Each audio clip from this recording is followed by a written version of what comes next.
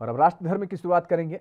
उत्तर प्रदेश में अगले साल होने वाले विधानसभा चुनाव को लेकर बीजेपी ने सियासी बिसात बिछानी शुरू कर दी है। यूपी चुनाव की कमान संभालने के लिए बीजेपी ने केंद्रीय मंत्री धर्मेंद्र प्रधान की अगुवाई में 8 सदस्यीय टीम का ऐलान कर दिया है। बीजेपी ने अपने इस चुनावी टीम के जरिए जातीय और सियासी समीकरणों को पूरा ध्यान में रखा है। यूपी में सबसे बड़ी आबादी ओबीसी समुदाय की है, जो सूबे की सियासत में अहम भूमिका अदा करते हैं। लिहाजा जेपी नड्डा ने ओबीसी समुदाय से आने वाले धर्मेंद्र प्रधान को यूपी चुनाव प्रभारी बनाया है। वहीं यूपी में बीजेपी से ब्राह्मणों की नाराजगी की चर्चाओं के बीच अब ब्राह्मणों को जोड़ने का जिम्मा सरोज पांडे के कंधों पर सौंपा गया है और यूपी में ब्राह्मणों को साधने के लिए सपा से लेकर बसपा तक जुटी हुई है और बीजेपी को ब्राह्मण विरोधी बता रही है। ऐसे में बीजेपी ने सरोज पांडे के जरिए ब्राह्मण समुदाय को एक बड़ा संदेश देने की कवायद की है। हालांकि मोदी सरकार ने पिछले दिनों अपनी कैबिनेट में भी ब्राह्मण चेहरे के तौर पर यूपी से अजय मिश्रा को मंत्री बनाकर शामिल किया है। वहीं किसान आंदोलन के कारण पश्चिमी यूपी में बीजेपी के समीकरण गड़बड़ा रहे हैं और ऐसे में बीजेपी ने जाट समुदाय को साथ कर रखने के लिए हरियाणा के पूर्व मंत्री और जाट समाज से आने वाले कैप्टन अभिमन्यु को यूपी चुनाव का सह प्रभारी नियुक्त किया है। हरियाणा के सटे हुए पश्चिमी यूपी में कैप्टन अभिमन्यु की नातेदारी और रिश्तेदारी भी है। और बता दें कि उत्तर प्रदेश, पंजाब, उत्तराखंड, गोवा, मणिपुर में साल 2022 में विधानसभा चुनाव होने हैं और मार्च अप्रैल के बीच इन जगहों पर चुनाव हो सकते हैं। ऐसे में सभी राजनीतिक दलों ने अभी से ही कमर कस ली है और अभी इन 5 राज्यों में से 4 में भारतीय जनता पार्टी की सरकार है, जबकि पंजाब में कांग्रेस की सरकार है। इन 5 राज्यों के विधानसभा चुनावों को मिशन 2024 का सेमीफाइनल भी माना जा रहा है। लिहाजा बीजेपी कोई कोर कसर नहीं छोड़ना चाहती।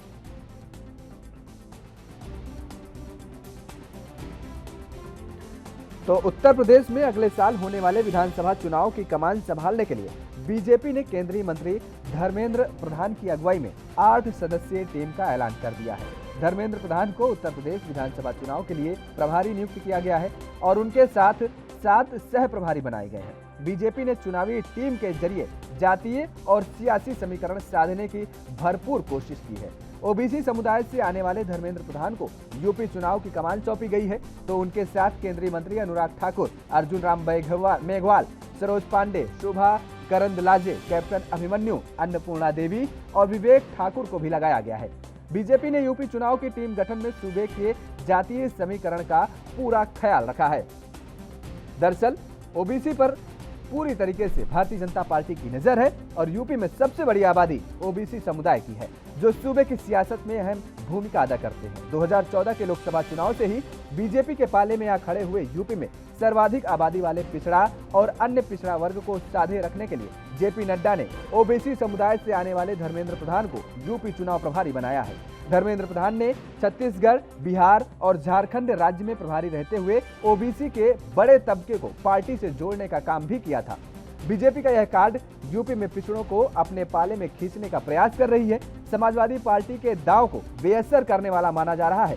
15 साल के बाद 2017 में यूपी के सत्ता में बीजेपी वापसी में ओबीसी की अहम भूमिका रही है और अब 2022 में ओबीसी को पार्टी के साथ सहेज कर रखने का जिम्मा धर्मेंद्र प्रधान के कंधों पर होगा।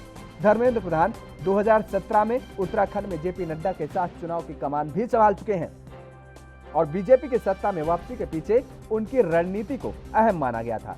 प्रधान छत्तीसगढ़ और झारखंड में बीजेपी को चुनाव में जीत दिलाने में अहम भूमिका भी निभा चुके हैं। अब उनकी परीक्षा यूपी के 2022 चुनाव में होनी है। वहीं प्रभारियों की नियुक्ति में जातीय समीकरण का भारतीय जनता पार्टी ने भरपूर ध्यान रखा है। दरअसल यूपी में ब्राह्मण की नाराजगी को दूर करने का जिम्मा अब सरोज पांडे के कंधों पर होगा। सरोज पांडे बीजेपी की तेज तर्रार नेता मानी जाती हैं और छत्तीसगढ़ से आती हैं।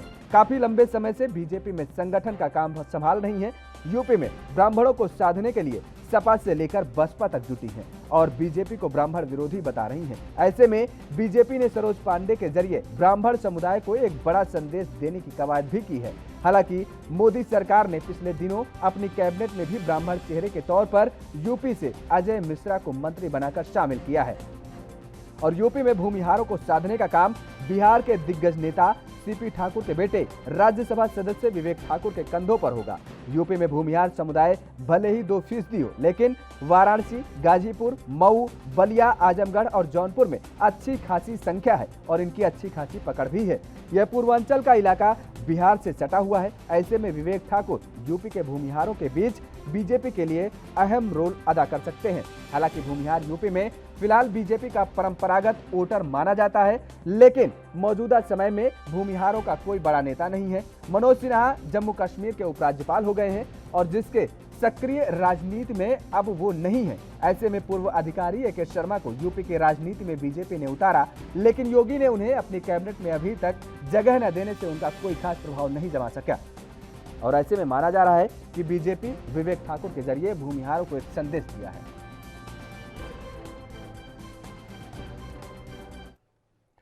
और आज इसी मुद्दे पर चर्चा करेंगे कि उत्तर प्रदेश में सियासी बिसात बिछाना सभी पार्टियों ने शुरू कर दिया है और वहीं भारतीय जनता पार्टी ने भी अपने प्रभारी और सह प्रभारियों की नियुक्ति कर दी है। हमारे साथ भारतीय जनता पार्टी से खेमचंद्र जी जुड़ चुके हैं। आपका बहुत बहुत स्वागत है। खेमचंद जी, आपने बहुत ही ध्यान रखा, बड़ी ही बाखूबी से आपने जातीय समीकरण को भी साधने की कोशिश की और जिस तरीके से आप पर यह हमेशा आरोप लगता रहा है, वहां की क्षेत्रीय दल जो भी हैं, चाहे समाजवादी पार्टी हो या बहुजन समाज पार्टी हो, हमेशा आरोप लगाती हैं कि ब्राह्मणों का आपने उपेक्षा किया है। और अब क्या लगता है आपको कि ये सियासी समीकरण साधने के बाद आप एक बार फिर से यूपी फतह कर पाएंगे? पार्टी सबका साथ सबका विकास सबके विश्वास के आधार पे काम करती है। वो किसी वर्ग, जाति या धर्म के लिए काम नहीं करती, वो सबके लिए काम करती है और हम सभी वर्गों को ध्यान में रखते हुए प्लान बनाते हैं। सभी वर्गों का हम उचित प्रतिनिधित्व देते हैं। आप देखेंगे उत्तर प्रदेश की सरकार में प्रमुख जो मंत्रालय हैं वो ब्राह्मणों के पास भी हैं, दूसरी जातियों के पास भी हैं, ओबीसी के पास भी हैं, एससी/एसटी के पास भी हैं। हमारी सरकार में, हमारी पार्टी में सभी वर्गों को प्रतिनिधित्व दिया जाता है, सम्मान दिया जाता है। हम अपीजमेंट के लिए काम नहीं करते और जो भी व्यक्ति किसी भी वर्ग से हो, अगर वो उचित है, अगर वो स्किलफुल है, अगर वो वर्तमान में जो जरूरत है उनको पूरा करते हैं, अच्छे से काम करते हैं, उनका एक्सपीरियंस है, उनके पास ट्रैक रिकॉर्ड है, तो उनका भी सदुपयोग किया जाता है। और रही बात एसपी, बीएसपी और छोटे दलों की, वो सभी दल अपनी एक विशेष जाति के लिए, एक विशेष एरिया के लिए, एक विशेष वर्ग के लिए काम करते हैं। इसीलिए वो अपनी संकुचित सोच की वजह से भारतीय जनता पार्टी पे भी ऐसे आरोप लगाते हैं। भारतीय जनता पार्टी ऐसी सोच से बहुत ऊपर है। भारतीय जनता पार्टी सबके लिए काम करती है। इसीलिए आज आप देखेंगे पिछले 4.5 साल में जिस तेजी से उत्तर प्रदेश का विकास हुआ, जिस तरीके से उत्तर प्रदेश आगे बढ़ा है, हर क्षेत्र में आगे बढ़ा है, चाहे वो शिक्षा का क्षेत्र हो, इंफ्रास्ट्रक्चर का क्षेत्र हो, स्वास्थ्य का क्षेत्र हो। और आप देखेंगे किस तरीके से उत्तर प्रदेश में इन्वेस्टमेंट बढ़ी है, किस तरीके से भूमाफियाओं से जो सरकारी जमीन है, जो गरीबों की जमीन है, उसको खाली कराया गया है, उसको वापस लिया गया है। ये सारा आज उत्तर प्रदेश में हो रहा है। उत्तर प्रदेश तेजी से आगे बढ़ रहा है, उत्तम प्रदेश बन रहा है। ये सब भारतीय जनता पार्टी की जो समग्र और जो सर्वव्यापी जो सोच है उसका परिणाम है। हम समग्र और सर्वव्यापी सोच के आधार पे आगे बढ़ रहे हैं और इसीलिए हम लोग जीत के प्रति आश्वस्त हैं, कॉन्फिडेंट हैं, क्योंकि हम लोगों ने सबके लिए काम किया है और हम लोग सबको साथ में लेके आगे बढ़ रहे हैं। उसमें ब्राह्मण भी हैं, दूसरी समाज भी है। आपने कहा कि सभी दलों को लेकर के आप साथ में चल रहे हैं। हालांकि जिस तरीके से अगर जिक्र किया जाए, खेमचंद जी, विपक्षी दल तो यहां तक कहते हैं, ब्राह्मण समुदाय पर आरोप तो लगाते हैं कि ब्राह्मण समुदाय की उपेक्षा हुई है। ये आप पर बड़ा आरोप लगता ही है, यहां तक कि वो नाम तक लेकर के बता देते हैं। क्योंकि लक्ष्मीकांत वाजपेयी का अगर जिक्र किया जाए तो कोई इस बात से मुकर नहीं सकता और नकार नहीं सकता कि जब समाजवादी पार्टी की सरकार हुआ करती थी उत्तर प्रदेश में, तो एक बड़े और बहुत अच्छे बेहतरीन तरीके से अगर विपक्ष की किसी ने भूमिका निभाई है तो उस दौरान के आपके प्रदेश अध्यक्ष लक्ष्मीकांत वाजपेयी जी हुआ करते थे और उन्होंने निभाई भी है, अपने कार्यों का बखूबी निर्वहन किया है और उसका रिजल्ट भी भारतीय जनता पार्टी को देखने को मिला है। लेकिन अब वही विपक्ष, चाहे समाजवादी पार्टी के नेता हो या बीएसपी के नेता हो, नाम लेकर के बाकायदे बोलते हैं कि आज उनकी क्या उपेक्षा की जा रही है। बिल्कुल गलत है। भारतीय जनता पार्टी में जो कार्यकर्ता आता है, नेता आता है, वो सेवक भाव से आता है। लक्ष्मीकांत जी ने नो डाउट बहुत अच्छा काम किया, जनप्रिय नेता है। पार्टी में उनका बहुत सम्मान है। पार्टी का हर नेता, हर कार्यकर्ता उनका सम्मान करता है और हमारी पार्टी में उचित समय पे सभी कार्यकर्ताओं को सम्मान दिया जाता है और उनको भी सम्मान मिलेगा और उनको बहुत सम्मान पार्टी ने दिया। पार्टी का अध्यक्ष बनाया, पार्टी का सर्वोपरि बनाया और उनके नेतृत्व में पार्टी जीती। तो पार्टी में ऐसा नहीं, हर एक वर्ग का उचित प्रतिनिधित्व है। आज उत्तर प्रदेश के डिप्टी सीएम भी ब्राह्मण वर्ग से आते हैं, कई जो बड़े मंत्रालय हैं वो भी ब्राह्मणों के पास हैं। तो ऐसी जो संकुचित सोच के साथ कुछ लोग जो आरोप प्रत्यारोप लगाते हैं, जो अपने गिरेबान में नहीं झांकते। जब आप देखेंगे समाजवादी पार्टी जिला अध्यक्ष की जो सूची जारी करती है, वहां पे ब्राह्मण दूर दूर तक नजर नहीं आते। वहां पे एक विशेष जाति और एक विशेष धर्म के लोगों को ही प्रतिनिधित्व मिलता है और कोई भी ब्राह्मण नेता, क्योंकि समाजवादी पार्टी की सरकार में वो कहते थे अगर ब्राह्मण है तो धक्के मार के भगा दो, इनका तो काम करना ही नहीं है, इनको तो आसपास आने नहीं देना। आज वो ब्राह्मण कर रहे हैं क्योंकि इनकी जो सोच, इनको पता है कि इनकी संकुचित जो इनका दायरा है और इनका जो राजनीति है, उसकी वजह से ये कभी सरकार में आ नहीं सकते। तो ये कोशिश कर रहे हैं कैसे एक पर्टिकुलर सेक्शन को तोड़ के अपने साथ जोड़ा जाए। लेकिन जनता समझदार है, जनता जानती है कि चुनावों में ब्राह्मण कर रहे हैं, लेकिन चुनावों से पहले और चुनावों के बाद ये ब्राह्मणों को पूछने वाले नहीं है, किसी वर्ग को पूछने वाले नहीं है। इनको तो अपने परिवार की राजनीति करनी है, विशेष धर्म की राजनीति करनी है, तुष्टीकरण की राजनीति करनी है। इसीलिए इनको किसी भी तरीके का समर्थन मिलने वाला नहीं। भारतीय जनता पार्टी सबको साथ में लेके आगे बढ़ रही है, सबका सम्मान कर रही है, सबको प्रतिनिधित्व दे रही है। इसीलिए हर वर्ग भारतीय जनता पार्टी के साथ खड़ा है। मैं भी यूपी का ब्राह्मण हूँ, मैं भी ब्रजभूमि से आता हूँ और हमारे ब्रज क्षेत्र के सारे ब्राह्मण भारतीय जनता पार्टी के साथ मजबूती से खड़े हैं और मजबूती से भारतीय जनता पार्टी को आने वाले चुनाव में जिताएंगे, आगे लाएंगे और आगे बढ़ाएंगे।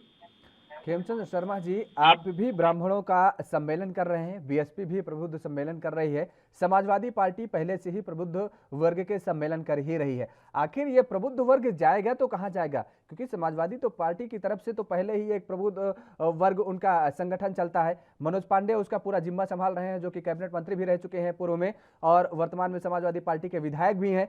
तो आखिर ये जो प्रबुद्ध सम्मेलन सभी पार्टियां कर रही हैं, आप भी कर रहे हैं, समाजवादी पार्टी भी कर रही है, बीएसपी भी कर रही है, ये जाएगा कहां?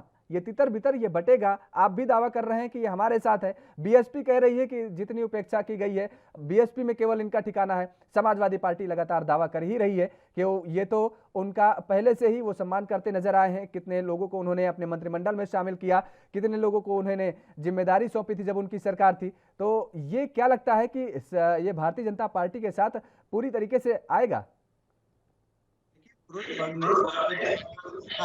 समाजवादी पार्टी की सरकार को मान सम्मान बिल्कुल नहीं मिला। उनको मंत्रालय तक झांकने नहीं जाता था, अधिकारी उनकी सुनते नहीं थे, बुरा हाल था। और आप देखेंगे इनके पदाधिकारी देखिए, इनके आप एमपी एमएलए देखिए, इनके जिलाध्यक्ष देखिए, वहां पे दूर दूर तक प्रबुद्ध वर्ग का कोई नामो निशान नहीं है। सिर्फ राजनीति करने के लिए, वोट करने के लिए, वोट लेने के लिए इनको प्रबुद्ध वर्ग की याद आ रही है। और वैसे ही आप बीएसपी को देखिए, बीएसपी किस तरीके की राजनीति करती आई है कि भाई तिलक तराजू तलवार जूते। तो सभी लोग जानते हैं भारतीय जनता पार्टी ने सबको सम्मान दिया है। प्रबुद्ध वर्ग में भारतीय जनता पार्टी जानती है कि उनको साथ में लेके पूरे देश का समग्र विकास करने के लिए उनके आइडिया, उनका सहयोग, उनका लगातार उनके जो सजेशंस हैं और उनको उचित प्रतिनिधित्व देके, सम्मान देके सरकार आगे बढ़ रही है। और उत्तर प्रदेश में मेरे को पूरा विश्वास है हर वर्ग भारतीय जनता पार्टी के साथ खड़ा है, क्योंकि हर वर्ग ये समझता है कि उत्तर प्रदेश में जो सरकार चल रही है वो उसकी सरकार चल रही है, उसके वर्ग की सरकार चल रही है और ये सरकार सबकी सुनती है। हमारी सरकार है, अपनी सरकार है, इसीलिए सरकार को वापस। खेमचंद जी हमारे साथ जुड़ चुके हैं, आरके उस्मानी जी समाजवादी पार्टी के नेता हैं, आपका भी बहुत बहुत स्वागत है। उस्मानी जी, भारतीय जनता पार्टी ने अपने प्रभारियों की तैनाती कर दी है, सह प्रभारियों की तैनाती कर दी है और इस दौरान भारतीय जनता पार्टी ने वर्ग विशेष का बहुत बारीकी से समीकरण जो बनाया है उसके बाद तैनाती की गई है। क्या लगता है कि समाजवादी पार्टी के लिए, क्योंकि ओबीसी वर्ग को जो अपना वोट बैंक मानती है समाजवादी पार्टी, उसमें भी कहीं ना कहीं भारतीय जनता पार्टी सेंधमारी करने जा रही है? देखिए, भारतीय जनता पार्टी का पतन शुरू हो गया है। भारतीय जनता पार्टी अब चाहे एक प्रभारी नहीं, चाहे 70 प्रभारी नियुक्त कर दे, हर जिले में एक प्रभारी नियुक्त कर। जनता उनके बहकावे में नहीं आने वाली है, क्योंकि काट की हांडी एक बार करती है। इन्होंने वादा किया था कि हम साल में 2 करोड़ लोगों को नौकरी देंगे। इन्होंने वादा किया था कि किसानों की फसलों का दूने दाम देंगे। इन्होंने यह वादा किया था बेरोजगारी को खत्म करेंगे। इन्होंने वादा किया था महंगाई को खत्म करेंगे। इन्होंने वादा किया था कि गरीबों के मुंह तक जो है रोजी रोटी मिलेगी। लेकिन ये अपने सारे वादों पे, इनसे कहिए कि अपना संकल्प पत्र उठा कर ये देख लें। इनके संकल्प पत्र में जो जो इन्होंने वादे किए थे, क्या एक भी वादा इन्होंने पूरा किया? ये केवल माननीय अखिलेश यादव जी जो राष्ट्रीय अध्यक्ष, जिन्होंने 2012 से 2000 तक की सरकार में अपने विकास के काम किए थे, चाहे वो 108 एम्बुलेंस हो, 102 एम्बुलेंस हो, चाहे पुलिस की 100 नंबर सेवा हो, चाहे मेट्रो ट्रेन का संचालन हो, चाहे आपका आगरा एक्सप्रेसवे हो, चाहे आपका समाजवादी पेंशन योजना हो, चाहे आपका लैपटॉप बांटने की योजना हो, चाहे आपका कन्या विद्याधन योजना बांटने का हो, सारी योजनाएं ये फेल कर दिए। ये सारी योजनाएं बंद हो गई। अब इनके बस का कुछ नहीं है। पूरा प्रदेश इस समय अंधकार में है। बिजली ये दे नहीं पा रहे हैं। कहीं 10 घंटे बिजली है, कहीं 8 घंटे बिजली है, कहीं 2 घंटे बिजली है। और जो ये ब्राह्मण समाज की बात कर रहे हैं, इन्होंने ब्राह्मण समाज का इतना अपमान किया है जिसकी पराकाष्ठा है। इनसे पूछे मुरली मनोहर जोशी जी कहाँ चले गए हैं? मुरली मनोहर जोशी जी का क्या किया है इन्होंने? लक्ष्मीकांत वाजपेयी जो उत्तर प्रदेश के बीजेपी के अध्यक्ष थे, जिनके नेतृत्व में भारतीय जनता पार्टी के 65-70 एमपी जीते थे, वो लक्ष्मीकांत वाजपेयी जी कहाँ हाशिए पे डाल दिए गए हैं। बात करते हैं समाजवादी पार्टी की, कि समाजवादी पार्टी जो है ब्राह्मणों का सम्मान नहीं करती है। इनको याद दिलाना चाहता हूँ कि उत्तर प्रदेश विधानसभा की जो सबसे बड़ी कुर्सी है, जो विधानसभा अध्यक्ष की कुर्सी है, उस पे समाजवादी पार्टी ने माता प्रसाद पांडे जैसे वरिष्ठ ब्राह्मण को बैठाने का काम किया था। मनोज पांडे जैसे वरिष्ठ ब्राह्मण को जो है कैबिनेट मंत्री बनाने का काम किया था। अयोध्या के जो पवन पांडे जी हैं, उनको मंत्री बनाने का काम किया था। इस तरीके से दर्जनों लोगों को मंत्री बना करके उनको सम्मान देने का काम किया है। चढ़ती है, लेकिन भारतीय जनता पार्टी ने केंद्र में दूसरी बार चढ़ा दी और अब उत्तर प्रदेश में भी दूसरी बार चढ़ाने का दावा कर रही है। नहीं चढ़ पाएगी ना। एक बार देखिए, आदमी एक बार झूठ बोलेगा, आदमी मान लेगा, 2 बार झूठ बोलेगा मान लेगा, 3 बार झूठ बोलेगा मान लेगा, चौथी बार कतई नहीं मानेगा। क्योंकि इनके पास आज पूरा उत्तर प्रदेश जो है गुंडा राज कायम हो गया है, कानून व्यवस्था ठप है, सड़कों में गड्ढे हैं, आप सड़कों पे चल नहीं सकते हैं, रात में आप सुरक्षित नहीं है। गाजियाबाद में पत्रकार की हत्या हो रही है, प्रतापगढ़ में पत्रकार की हत्या हो रही है, लखनऊ में पत्रकारों का उत्पीड़न हो रहा है। जगह जगह जो है इन्होंने छिनैती, डकैती, लूट, हत्याओं की पराकाष्ठा कर दी है। आज उत्तर प्रदेश का किसान उत्तर प्रदेश के बॉर्डर पे दिल्ली पे आंदोलन पे बैठा हुआ और पुलिस ने विवेक तिवारी जैसे को गोली मार के हत्या कर दी। आप देखिए ना, कम से कम इस सरकार में 1000 से ज्यादा ब्राह्मणों की काउंटर करके हत्याएं कर दी गई है। और ये कह रहे हैं, और सुन लीजिए आप, ये पिछड़ों की बात कर रहे हैं। इनसे पूछिए कि जो डिप्टी चीफ मिनिस्टर है मौर्य जी, उनके चेहरे पे ये इलेक्शन लड़े थे उत्तर प्रदेश का, केशव प्रसाद मौर्य के चेहरे पे, और उनको मुख्यमंत्री बनाया नहीं। पिछड़ों को हैसियत उनकी मालूम हो गई है। उनको कुर्सी नहीं मिलती है, उनको स्टूल मिलता है। कुर्सी पे बैठेंगे ये, उनको पिछड़ों को बैठा लेंगे स्टूल पे, शेड्यूल कास्ट का शोषण करेंगे ये, माइनॉरिटी का शोषण करेंगे ये, और कहेंगे सबका साथ सबका विकास। 300 रुपए। ठीक है उस्मानी जी, ले लेते हैं जवाब, ले लेते हैं खेमचंद शर्मा जी से जवाब ले लेते हैं। इनके पास कोई जवाब है ही नहीं, झूठ का पुलिंदा है इनके पास। अरे बताएंगे भाई, कुछ ना कुछ। अरे जवाब तो देंगे ना, आपने सवाल किया है तो जवाब तो देंगे, जवाब तो देंगे। खेमचंद शर्मा जी, आप बताइए, जिस तरीके से योजनाओं को लेकर के बताया उस्मानी जी ने कि सारी जो सपा सरकार में जो योजनाएं चलाई गई थी वो बंद कर दी गई थी, सड़कों में गड्ढे हैं कि वो अब भर नहीं पा रहे हैं, दावा करते हैं कि गड्ढा मुक्त हो गई हैं सड़कें। उत्तर प्रदेश में जब समाजवादी सरकार थी तो वहाँ पे एक ही योजना कि आजम खान के कहने पे किस तरीके से एसोसिएशन किया जाए, किस तरीके से वहाँ धर्म परिवर्तन किया जाए, किस तरीके से एक विशेष धर्म को बढ़ावा दिया जाए, किस तरीके से एक विशेष धर्म और एक विशेष जाति के लोगों का हर थाने में, हर मंत्रालय में, हर सरकारी ऑफिस में नियुक्ति की जाए। सिर्फ और सिर्फ यही किया जाता था। और जब गुंडागर्दी की बात करते हैं तो हंसी आती है। समाजवादी पार्टी जो 90% गुंडों की पार्टी है, आज उत्तर प्रदेश में आम जनता खुश है क्योंकि आम जनता वहाँ पे सुरक्षित है। अगर जो दुखी है, परेशान है तो वो गुंडे हैं, और समाजवादी पार्टी में के अधिकतर गुंडे हैं, इसीलिए समाजवादी पार्टी वहाँ पे परेशान है। माफिया परेशान है क्योंकि जो सरकार जमीन, गरीबों की जमीन जो उन्होंने कब्जा रखी थी, आज सरकार ने डंडे के जोर से उसे वापस लिए।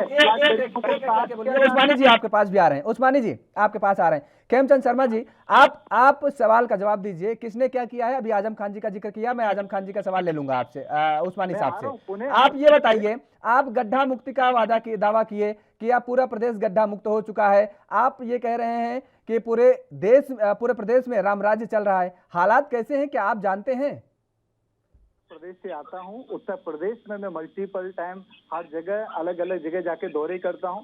5 साल पहले जो स्थिति थी कि शाम को लोग निकल नहीं सकते थे, जिसकी लाठी उसकी भैंस थी, और थानों को, पुलिस स्टेशन को एक्सटॉर्शन का अड्डा बनाया हुआ था, लूट का अड्डा बनाया हुआ था। आज वैसा नहीं है। पुलिस स्टेशन में कोई भी जा सकता है। आम आदमी की रिपोर्ट लिखी जाती है, उसको सम्मान के साथ बैठाया जाता है, उस पर कार्रवाई की जाती है। और दूसरा, जो रोड है, सड़क है, गांव-गांव तक रोड को, सड़क को पहुंचाया गया है। किसानों की फसल को, आप यूपी से आते हैं, आप यूपी से आते हैं। राजधानी लखनऊ में शहीद पथ आप जानते हैं खेमचंद शर्मा जी? मैं जानता हूं। आप जानते हैं, नहीं जानते? ये केवल हाँ या ना जवाब दीजिए। मैं जानता हूं। जानते हैं। आज एक प्रमुख समाचार पत्र ने उस पर खबर निकाली है, 23 किलोमीटर के उस शहीद पथ पर 416 गड्ढे हैं और सभी की तस्वीर छापी है उसने।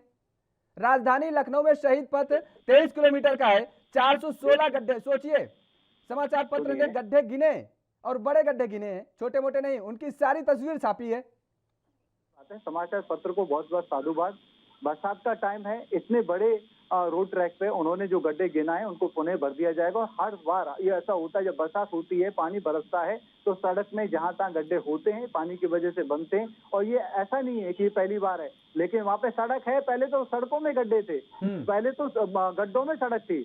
अभी तो आप सड़कों में गड्ढे गिना रहे हो, पहले तो साहब वहाँ पे गड्ढों में सड़क थी। आप सड़क वहाँ पे ढूंढनी पड़ती थी, सड़क थी नहीं वहाँ पे। और अब तो वहाँ पे हर जगह सड़क है और हर जगह सुरक्षा है। आज वहाँ पे समाजवादी क्यों परेशान है? क्यों ये ब्राह्मणों में अपना वोट बैंक ढूंढ रहे हैं? और ये किस तरीके की राजनीति करते हैं? देखिए, एक बार ब्राह्मण की बात करते हैं, एक बार सीधा सीधा पिछड़ों पे पहुंच जाते हैं। अरे आप ये भूल जाते हो, आदरणीय मोदी जी किस वर्ग से आते हैं? पूरे देश को चला रहे हैं, पूरी पार्टी के नेता हैं, वो किस वर्ग से आते हैं? जो आदरणीय प्राइम मिनिस्टर और हमारी पार्टी ने किसको राष्ट्रपति बनाया, किसको सम्मान दिया, किस वर्ग से राष्ट्रपति जी आते हैं? हमारी पार्टी हर वर्ग को सम्मान देती है। हमारी पार्टी हर व्यक्ति को साथ में लेके चलती है। और हमारी पार्टी किसी धर्म या जाति के आधार पे काम नहीं करती। हमारी पार्टी में जितनी भी योजना है उसमें हर धर्म को भी फायदा हो रहा है। उस्मानी जी की जो पूजा पद्धति है, उस्मानी जी का जो धर्म है, उन लोगों को भी फायदा हो रहा है। जब हम उज्ज्वला योजना के तहत सिलेंडर बांटते हैं, सबको बांटते हैं। पीएम आवास योजना के तहत, मुख्यमंत्री आवास योजना के तहत हम जब घर बांटते हैं तो सबको बांटते हैं। हम जो पीएम किसान के माध्यम से जो पैसा देते हैं तो सबको देते हैं। हम जब एलईडी बल्ब बांटते हैं तो हम सबको बांटते हैं। हम जब टॉयलेट बनवाते हैं तो घर घर सबको देते हैं। ना उसमें कोई जाति देखते हैं, ना उसमें कोई धर्म देखते हैं। यहाँ पे ऐसा नहीं है कि मुख्यमंत्री जी की भैंस खो गई तो पूरा एडमिनिस्ट्रेशन लगा हुआ है, जनता परेशान है तो कोई पूछता नहीं है, एफआईआर तक लिखी नहीं जाती, थानों में एक्सटॉर्शन किया जाता था और एक विशेष वर्ग ही सिर्फ सुनी जाती थी। और वहाँ पे जो जमीन थी सरकारी, जो गरीबों की जमीन थी, उन पे कब्जा किया जा रहा था। आज वहाँ ऐसा नहीं है। आज वहाँ पे कानून का राज है। गुंडे परेशान है, मवाली परेशान है, भू माफिया परेशान है। आम जनता वहाँ पे खुश है क्योंकि आज आम जनता के द्वारा चुनी हुई शर्मा जी सुधार हुआ है। ठीक है, इन चीजों में सुधार हुआ है, लेकिन जो आप योजनाओं का नाम गिना रहे हैं ना, उज्ज्वला योजना, लोग सिलेंडर भरवा नहीं पा रहे हैं, गैस सिलेंडर भरवा नहीं पा रहे हैं। और जिस तरीके से तमाम सारी योजनाओं का जो आप जिक्र कर रहे हैं, उन योजनाओं को जरा जमीनी हकीकत देखिए, जमीनी स्तर पर देखिए जाकर के उनको क्या हालात है उनको। ठीक है, उस्मानी साहब आपके पास आएंगे। आप बता रहे हैं कि हर वर्ग के लोगों का आप सम्मान करते हैं। अब एक सेकंड, आजम खान जी साहब का जिक्र किया है खेमचंद जी, एक सेकंड रुक जाइए, सुन लीजिए, आप ही का सवाल ले रहा हूं उस्मानी साहब से। आजम खान साहब का जिक्र किया खेमचंद शर्मा जी ने। 2015 में मुझे याद है कि आप ही के समुदाय अल्पसंख्यक लोगों ने वक्फ बोर्ड की जांच की मांग की थी। आजम खान साहब उस समय उसके सर्वे सर्वा हुआ करते थे। उन लोगों पर उन्होंने लाठियां चलवाई थी। उन्होंने किसी को जेल भेजने की बात नहीं कही थी। उन लोगों ने, जिन लोगों ने जांच की मांग की थी, उन्होंने किसी पर आरोप नहीं लगाए थे। उन्होंने कहा था कि वक्फ बोर्ड में जांच हो, यहां पर भ्रष्टाचार हुआ है। और जब उन लोगों ने प्रदर्शन किया, धरना प्रदर्शन किया, तो आजम खान साहब ने क्या किया? उन पर लाठियां चलवाई। आपको याद होगा ये बात।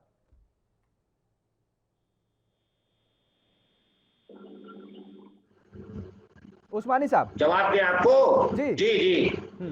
मैं ये कह रहा हूं कि आज तो सरकार उत्तर प्रदेश में भी इनकी है, आज सरकार इनकी दिल्ली में भी है। आज इनको कौन रोके हैं कि वक्फ बोर्ड में जांच नहीं कराए? जांच कराए ना वक्फ बोर्ड में। वक्फ बोर्ड की अवैध संपत्तियों के ज्यादातर भारतीय जनता पार्टी के नेताओं के, विधायकों के कब्जे हैं, इसलिए ये कोई कार्रवाई नहीं करा पा रहे हैं। क्यों नहीं कार्रवाई करा पा रहे हैं? आप कह रहे हैं उज्ज्वला योजना में सिलेंडर दे रहे हैं। सिलेंडर जो है, जो 300 रुपए की गैस मिलती थी, जो भूमि हत्या आई, उस पे आप लोगों ने क्यों कार्रवाई नहीं करी? वो 1,000 रुपए, 1,000 का सिलेंडर हो गया।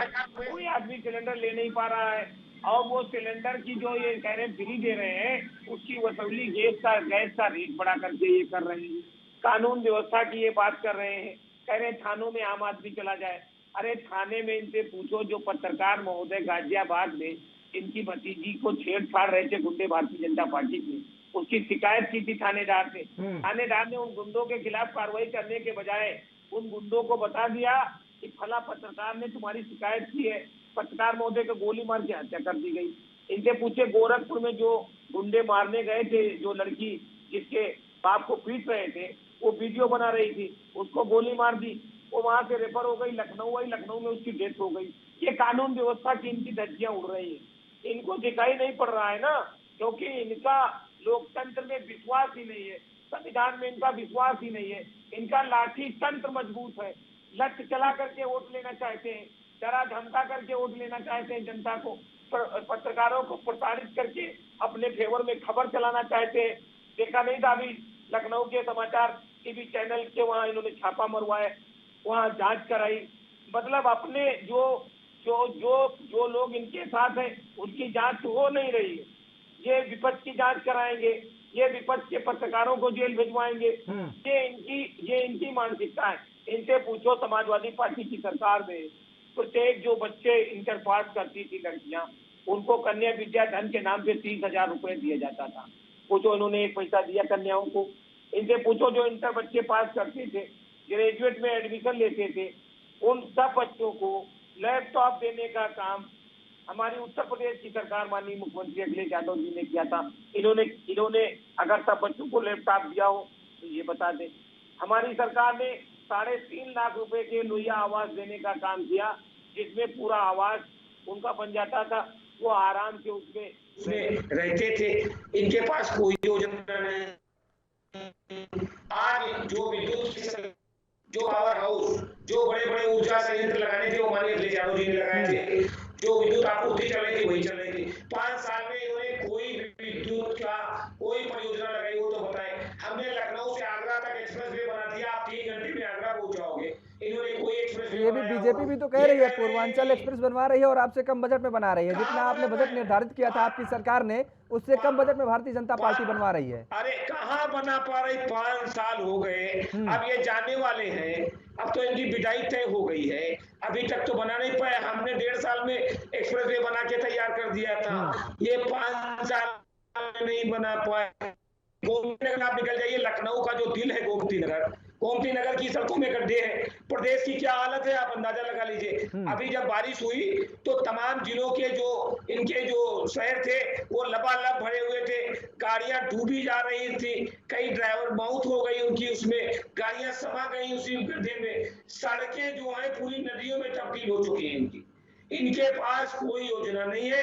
इनके पास एक योजना है, मंदिर मस्जिद योजना है, इनके पास हिंदू मुस्लिम योजना है। योजना तो आपके पास भी यही है ना आर.के. उस्मानी जी, योजनाएं तो आपके पास भी यही हैं। आपके यहाँ से आवाज उठने लगी कि विधानसभा में नमाज पढ़ने के लिए कमरा अलॉट किया जाए। आपके पास भी तो मंदिर मस्जिद मुद्दा है।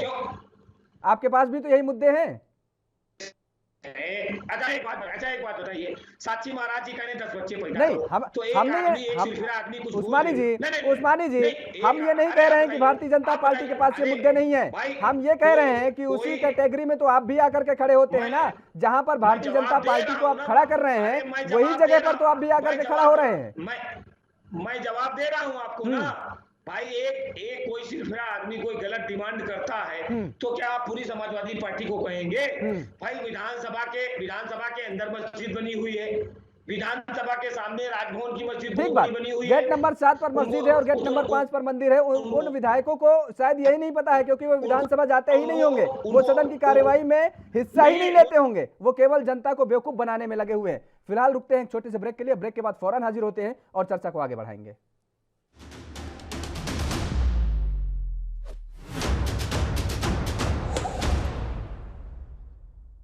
ब्रेक के बाद एक बार फिर आप सभी का स्वागत है और हमारे साथ दोनों मेहमान लगातार जुड़े हुए हैं।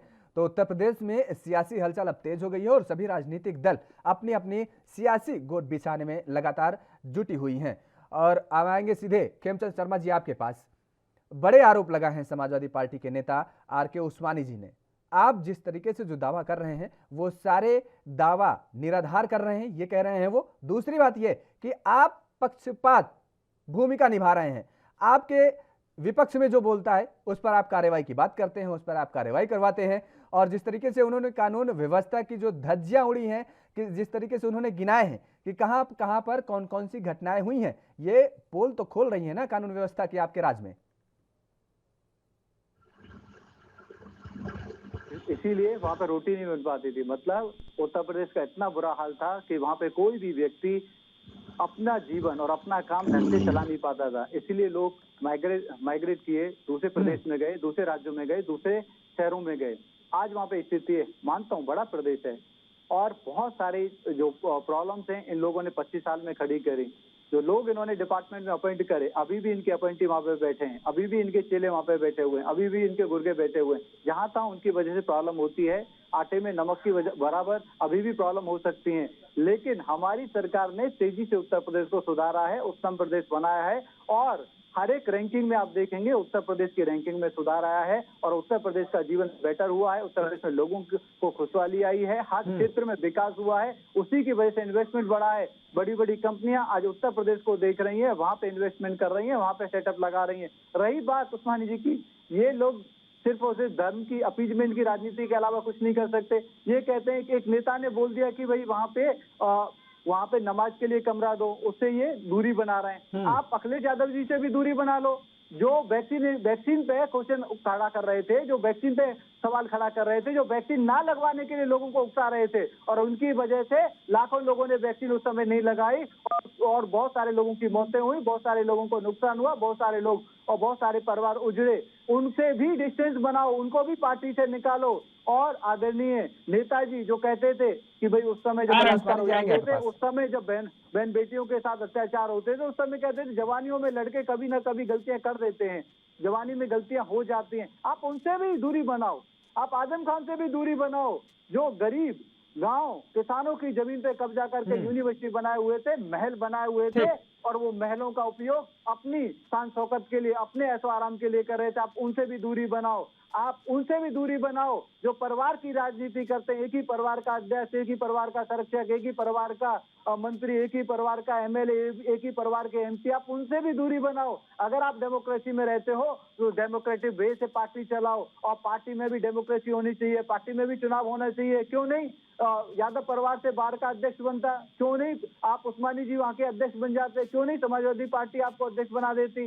क्योंकि वहाँ पे डेमोक्रेसी नाम की चीज है ही नहीं। अगर आप डेमोक्रेसी में विश्वास रखते हो तो पार्टी में भी डेमोक्रेसी होनी चाहिए। किसी भी व्यक्ति को जो काम कर रहा है, जो उचित काम कर रहा है, जिसमें स्किल है, उसको ऊपर जाने का मौका मिलना चाहिए। लोग जानते हैं, जवाब ले लेते हैं, इसीलिए समाजवादी पार्टी उस्मानी जी कभी देने वाले नहीं है, वो रिजेक्टेड है। ठीक है उस्मानी जी जवाब दीजिए। भाई आपके शासनकाल में तो आपके जिस तरीके से मुखिया उस समय हुआ करते थे समाजवादी पार्टी के, तो इस तरीके से बयानबाजियां सामने आती थी कि बच्चे हैं गलतियां हो जाती हैं। और दूसरा जिस तरीके से सबसे बड़े बात जो बड़ा आरोप लगाया है भारतीय जनता पार्टी ने वो ये कि परिवारवाद। देखिए ऐसा है, मैं इनकी एक बात का जवाब दूंगा, मौका दीजिए। इन्होंने अभी कोरोना पे बात की, इन्होंने कोरोना पे बात की। कोरोना की जब पहली लहर आई थी तो जो विशेषज्ञ थे उन्होंने जो इनको अल्टीमेटम दिया था कि इतनी भयंकर कोरोना की लहर आएगी, और उस कोरोना के अगेंस्ट इन्होंने कोई तैयारी नहीं की। पहली लहर में लाखों लोगों की जान चली गई, ऑक्सीजन नहीं थे, अस्पताल नहीं थे, बेड नहीं थे, ऑक्सीजन के सिलेंडर नहीं थे, ऑक्सीजन के टैंकर नहीं थे। उसके बाद चलिए कोई बात नहीं, पहली बार आई लहर, इनको जानकारी नहीं थी क्योंकि इनको मालूम नहीं है कैसे अरे ठीक है सरकार चलाई उस्मानी जाती जी, है। जानकारी नहीं थी उसके लेकिन बाद वैक्सीन दूसरी आई थी, तो आप आप ये नहीं जी। कहेंगे ना कि हाँ वैक्सीन मत लगवाइए। मैं बता रहा हूँ। आप एक बात बताइए कि राजा वैक्सीन लगवा ले और प्रजा ऐसे रहे। अरे मैं तो मेरे नेता ने कहा है कि उत्तर प्रदेश की जनता के एक जनता को आप वैक्सीन लगा दो, उसके बाद मेरे वैक्सीन लगा दो। अरे नहीं सुना भाई आपने, उन्होंने, अरे नहीं सुना भाई उस्मानी जी, आपने नहीं सुना उनके बयान को। उस्मानी जी आपने नहीं सुना, उन्होंने कहा था कि हम वैक्सीन नहीं लगवाएंगे, साफ साफ शब्दों में भारतीय जनता पार्टी की वैक्सीन करार दे दिया था। ये नहीं कहा था, आप दिखा दीजिए चैनल पे, मैं देख रहा हूँ, आप डिबेट दिखा दीजिए। आप खोजिएगा, देख लीजिएगा, यही बयान दिया था। ABCD नहीं जानते हैं वैक्सीन के बारे में और आप जवाब दे देते हैं। आपके एक और नेताजी ने बयान दिया था, याद है ना, कैसा अपशब्द बयान दिया था इस वैक्सीन को लेकर के, क्या बात उन्होंने कही थी। अरे आप सुनिए तो पहले, आज वैक्सीन लगाने वाले अस्पतालों में लाइन लगाए हुए हैं, इनके पास वैक्सीन नहीं है, लोग परेशान हैं, घंटों लाइन लगा रहे हैं, लग रही है, 1 लाख से ज्यादा टीम बनी, वहाँ पे टेस्टिंग, ट्रीटमेंट और ट्रैकिंग का काम हुआ। उत्तर प्रदेश में सबसे अच्छा काम हुआ, जिस स्तर पर उसको सराहा गया, जिस स्तर पर उसकी सराहना की गई। और आपको दिखाई नहीं देता क्योंकि आपको आंख बंद करके बैठे हो। कोई एक सड़क बनी हो, किसी को रोजगार दिया हो तो ये बताते। दूसरी लहर में लाखों लोगों की जान चली गई। और अरे ये झूठ बात मत कह रहे बोलो, पलायन की, झूठ मत बोलो, लाखों लोगों की, आप सरकारी आंकड़ों पे जाओ, आप झूठ बोलते हो, आप बरगलाते हो, आप लटकाते हो, आप भटकाते हो, आप मिस इन्फॉर्मेशन फैलाते हो। जब कोरोना की लहर आई थी और जब उत्तर प्रदेश के लोग दिल्ली और बंबई से भाग के आ रहे थे, उनके पैरों में छाले पड़ गए थे, उनको सवारियां नहीं मिल रही थी, उनकी औलाद खत्म हो जा रही थी। अरे भगवान भाग पड़ेंगे आप लोगों के ऊपर, याद रखना इसको। जो जुल्म किया है तुमने उत्तर प्रदेश की जनता के साथ, जो लोग रो रहे थे, जो दिल्ली से लखनऊ से बनारस, वो सब लोग पैदल जा रहे थे, अखिलेश यादव को गाली दे रहे थे, अखिलेश यादव को कोस रहे थे, ये कैसा व्यक्ति है, इसने हमें क्यों वैक्सीन नहीं लगाने दी, क्यों इसने हमें बहकाया, क्यों लटकाया।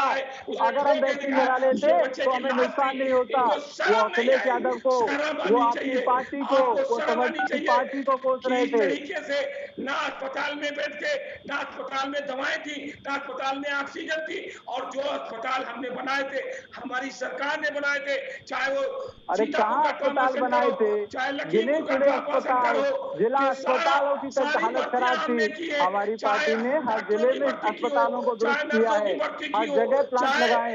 आज उत्तर प्रदेश ऑक्सीजन के लिए इंडिपेंडेंट है, पूरी तरीके से आत्मनिर्भर है, कहीं जाने की जरूरत नहीं है, कहीं से किसी से आप ऑक्सीजन लेने की जरूरत नहीं है। देश को और इस देश को लूटने का काम किया है।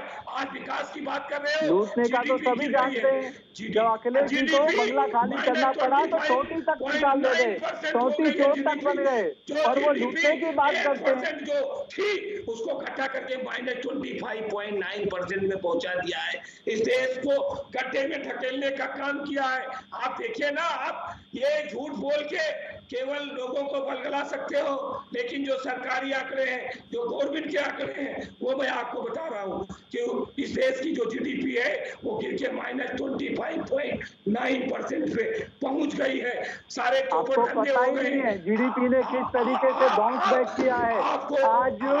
आज भारत की जो मुद्रा भंडार है वो किस तेजी से बढ़ा है, रसिया से भी ज्यादा हो गया है। आपको कुछ ऐसा पता ही नहीं है, आप बिना पढ़े लिखे आप टीवी पे आ जाते हो, आपको पता है। वहाँ अडानी रेलवे स्टेशन लगा है, आपको कोई जानकारी नहीं है, आपको कोई जानकारी उस्मानी जी, आपने ट्रेन भेज दिया, आपने बीएसएनएल भेज दिया, आपने एयरपोर्ट भेज दिया, आपने जहाज भेज दिया, आपने तेल भेज दिया, आपने गैस भेज दिया, आपने देश को बेचने का काम किया है। पूंजीपतियों के हाथ के कठपुतली हो। देखिए इतना आपको झूठ बोल रहे हैं जनता कि के इनकी हित आवाज में की सही से फैसले नहीं निकल लेने रही, चाहिए। लोगों को आप समझ में नहीं आ रहा है, क्योंकि जब आदमी झूठ बोलता है तो वो फ्रस्ट्रेशन में बोलता है, गलत तरीके से बोलता है। आंदोलन कर रहे हैं उन किसानों का किसानों की फसलों को दाम आप दीजिए। झूठ बोल रहे हो, इसलिए मुंह से आवाज भी नहीं आ रही है। जो 1400 करोड़ रुपया गन्ने का बकाया है उसका भुगतान करिए, किसानों का कर्जा माफ करिए। अडानी और अंबानी का कर्जा माफ करने से तुम्हारा भला होना नहीं है। आपको पता ही नहीं है, 9 किस्त दे चुके हैं पीएम किसान की, पीएम किसान की 9 किस्त दे चुके हैं। आज से पहले कभी आपने दिया पैसा किसानों को? 6,000 रुपए की किस्त, 6,000 रुपए का तो आप एक कहीं होटल से खाना 6,000 रुपए साल में क्या होगा आप बताइए ना। जिनके ऊपर कर्जा है, पत्रकारों के ऊपर कर्जा है, वकीलों के ऊपर कर्जा है, उस्मानी जी, डॉक्टरों के ऊपर कर्जा है, ठीक है, किसानों पे कर्जा है। ठीक है, आपकी सरकार थी, आपने जो काम किए आपने गिनाए, भारतीय जनता पार्टी की सरकार है वो भी गिना रही है। लेकिन एक बहुत बड़ा महत्वपूर्ण सवाल यहाँ पर ये आ रहा है कि उत्तर प्रदेश का अगर जिक्र किया जाए तो उत्तर प्रदेश में लगभग 10% यादव वोट बैंक है, और वो Yadav vote bank Samajwadi party का कोर वोट बैंक माना जाता है। ये माना जाता है कि अगर वो कहीं जाएगा तो वो समाजवादी पार्टी के साथ ही जाएगा। लेकिन इस बार भारतीय जनता पार्टी उस वोट बैंक में भी सेंध लगाने की पूरी जुगत में है, क्योंकि उत्तर प्रदेश के भारतीय जनता पार्टी के अध्यक्ष, प्रदेश अध्यक्ष स्वतंत्र देव सिंह ने यह बात कही है कि बहुत ही जल्द एक बहुत बड़ा यादव सम्मेलन किया जाएगा और लगातार यादवों को साधने की कोशिश की जा रही है। सरोज पांडे को बड़ी जिम्मेदारी सौंपी गई है। क्या लगता है कि अब कहीं ना कहीं अगर भारतीय जनता पार्टी उस वोट बैंक में भी सेंधमारी कर देगी तब तो आने वाले चुनाव में आपके लिए बहुत बड़ी मुसीबत खड़ी हो सकती है?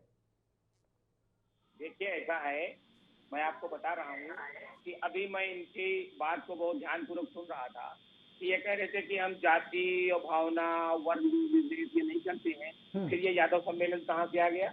ये जाति राजनीति नहीं कर रहे हैं। बताइए, आप इससे जवाब दीजिए। तो ये जाति सम्मेलन कर रहे हैं, अगर जाति इनको सबका साथ सबका विकास की बात कर रहे हैं तो उत्तर प्रदेश की 403 विधानसभा की सीटें हैं। 403 विधानसभा की सीटों में इन्होंने कितने मुसलमानों को टिकट दिए, कितने मुसलमानों को एमएलए बनाए? 21% उनकी आबादी है उत्तर प्रदेश में। इनसे पूछिए आप कि कितने टिकट इन्होंने दिए।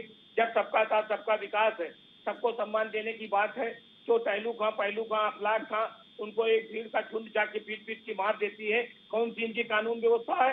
कौन सा इनका नियम वहां लागू हो जाता है? जरा हमको भी समझा दीजिए कौन सा नियम है, पूछ लेते कौन सा संविधान है, आप पूछिए। ठीक है, आपके सवाल का जवाब पूछेंगे, लेंगे खेमचंद शर्मा से। फिलहाल वक्त तो चला एक और छोटे से ब्रेक का। ब्रेक के बाद फौरन हाजिर होते हैं और चर्चा को आगे बढ़ाएंगे।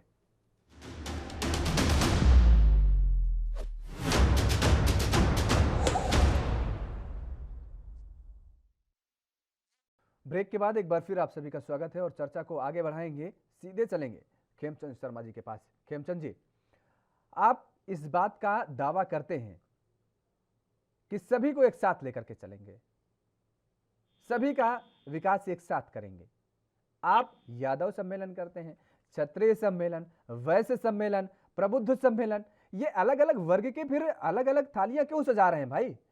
सबका साथ सबका विकास अगर कर रहे हैं आप तो सबको एक साथ लाइए ना, सबकी एक साथ बात करिए, एक सम्मेलन करिए।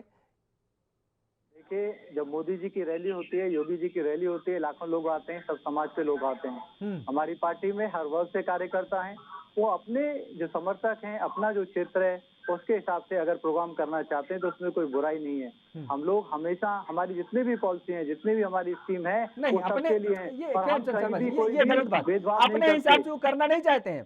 केंद्रीय नेतृत्व करवाता है, ये कहिए, कोई अपने हिसाब से करना नहीं चाहता। अपने हिसाब से कोई अपने जेब से एक पैसे खर्च फ्री में नहीं करना चाहता है जब तक उसको कोई लाभ आगे नहीं दिखता भविष्य में। तो ये केंद्रीय नेतृत्व करवाता है और वो लोग करते हैं इस आस में कि आने वाले विधानसभा चुनाव में या आने वाले जो भी चुनाव है उनमें उसको टिकट मिलेगा और वो जीत की अपेक्षा रखते हुए वो जानता है कि हमें आगे क्या करना है।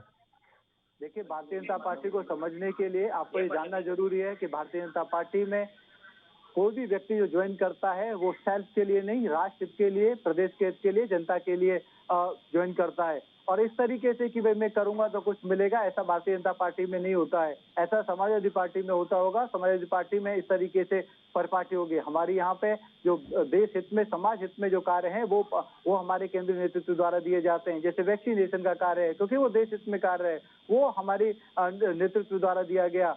जो फ्री में राशन वितरण हो रहा है, ऐसे लोगों को, सब जो गरीब लोग हैं जिनके पास राशन की कमी है, जिनको प्रॉब्लम है, उन तक राशन पहुंचे, ये केंद्रीय योजनाएं होती हैं। सेवा के कार्य, कोविड काल में भोजन वितरण का कार्य, सेवा का कार्य, सपोर्ट का कार्य, सहयोग का कार्य, ये सब केंद्रीय की तरफ से आते हैं। और हम लोग संवाद के कार्यक्रम करते हैं, यूथ के सम्मेलन करते हैं, महिलाओं के सम्मेलन करते हैं, ये केंद्रीय योजना के तहत आते हैं। लेकिन हम अपने कार्यकर्ताओं को रोकते भी नहीं है कि अगर वो अपने वर्ग में, अपने समर्थकों में प्रोग्राम करना चाहते हैं तो कर सकते हैं। लेकिन हमारी पार्टी किसी भी विशेष वर्ग को ध्यान में रख के काम करे, ऐसा नहीं होता।